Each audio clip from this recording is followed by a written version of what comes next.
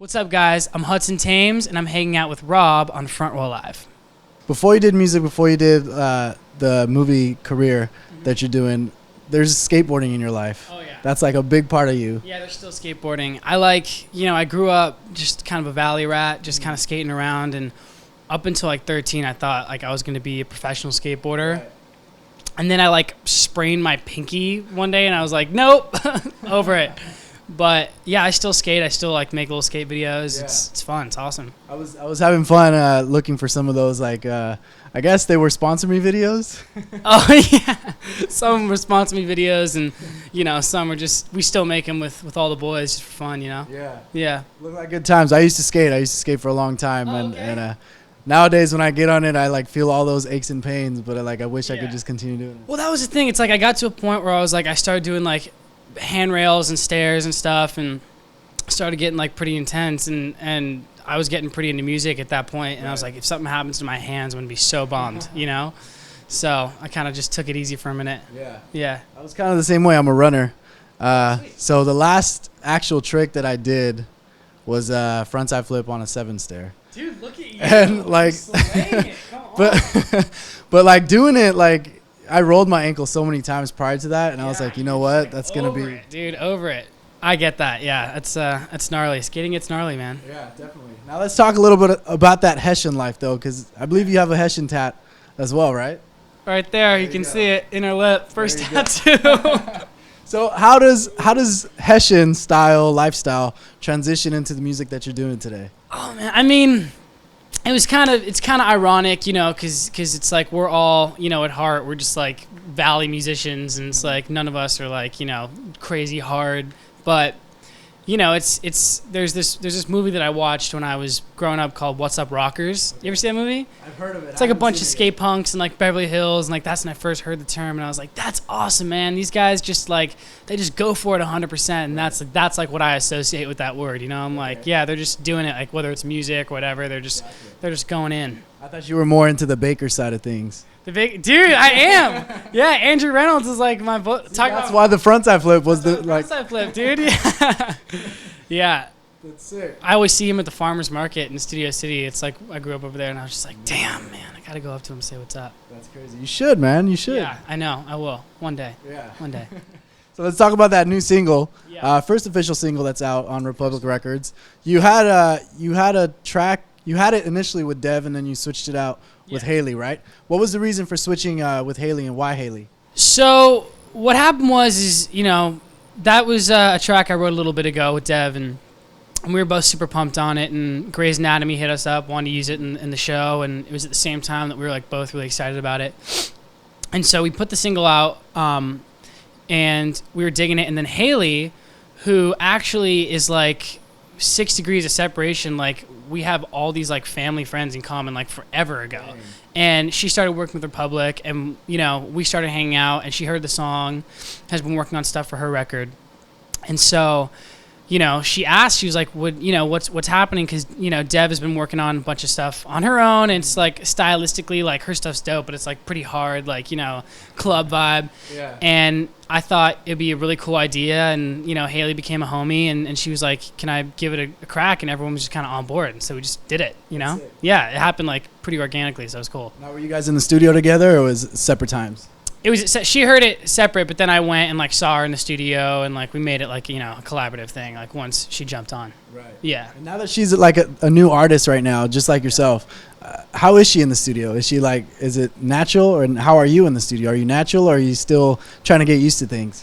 I mean, she seems super natural, not like has superpowers, but she seemed very natural when I went and saw her. I saw her doing some of her own stuff too, and some video stuff, and she's like, she's a pro. She's been doing Pitch Perfect and all that stuff, and so she knows what's up. She's very comfortable, and same with me. I've had a studio in my backyard since I was like 10 years old, so it just feels good, And what's that transition like, going from the TV screen to the movie screen to now in the studio doing actual music? Yeah, I mean it's been a pretty organic transition. I started writing music pretty young, and the acting and music kind of started together, and then obviously I kind of had like a little bit of a of a dynamic change the past couple years. I just like became overwhelmed with the music and like pretty obsessed, and so that became a little bit of a priority.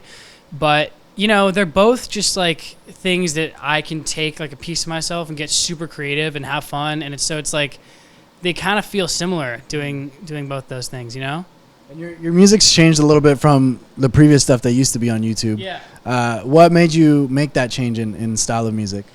Well, it used to be just me, like on the keys. So when it's just you and a piano, it's limited dynamically into the style that you're going to come out with. Right.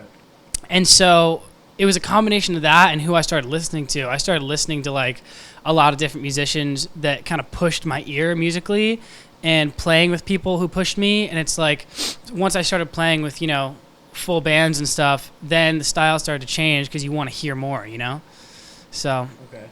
Yeah. And with music, you're working on material at the moment. You were just in the studio this morning. Yeah. Like, what can we expect with you as far as releasing on Republic Records? Because that's a big deal. Yeah, man, it's been incredible. I'm super stoked. But I have an EP coming out very soon. We're just wrapping that up, which is kind of a marriage of the stuff I grew up playing, like the super soulful stuff, and then also a little bit more of that fun vibe, like that you hear on How I Want Ya. Like I think it walks the line of those two things really well. Okay. And are you working with any producers in particular, or is this something that you're working on your own? Yeah, I've been working with a bunch of different people who've been awesome. Working with John Fields, what's up to John? He's the man.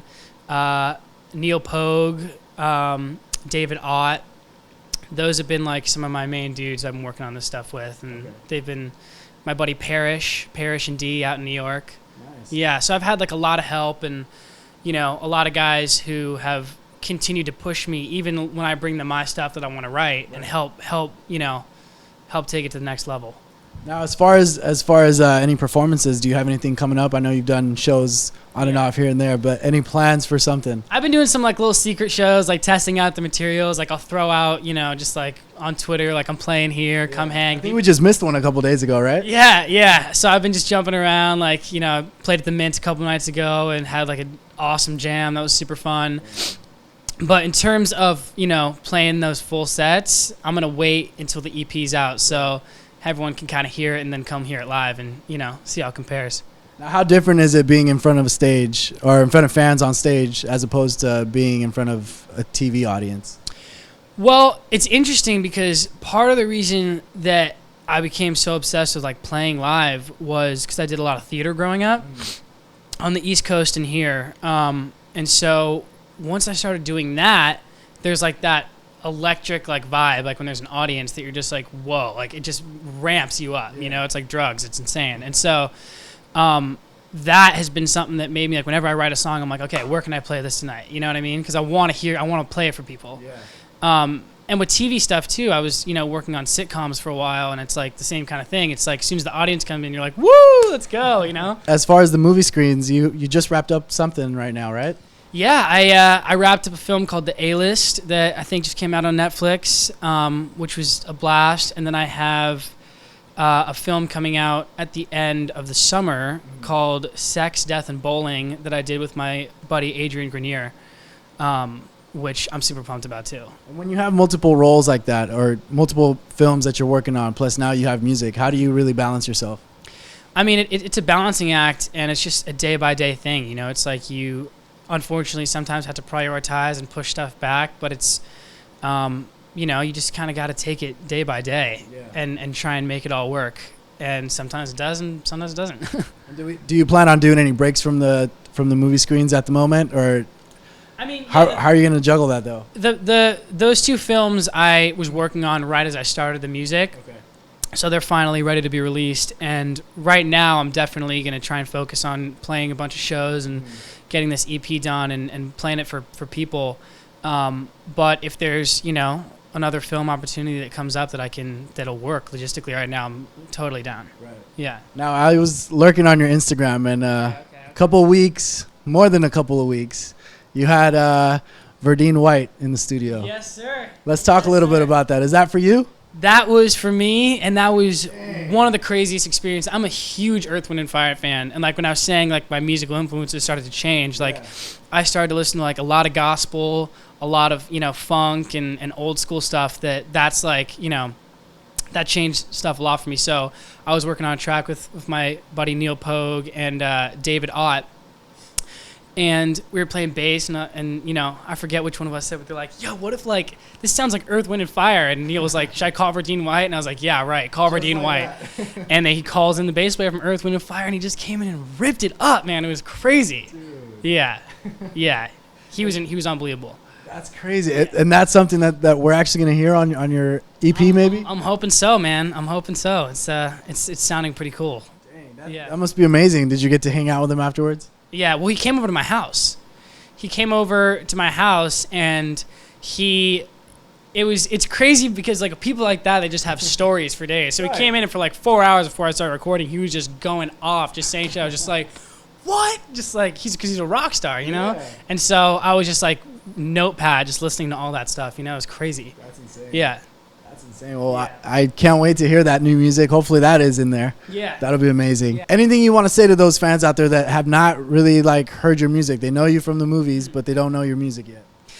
Just get ready to groove, man. It's like all this stuff is super feel good, and you know, try and incorporate my vibe and my lifestyle with the skateboarding and, you know, with the down south kind of blues jams, and have it just be like super inclusive and fun for people to listen to, you know? Cool.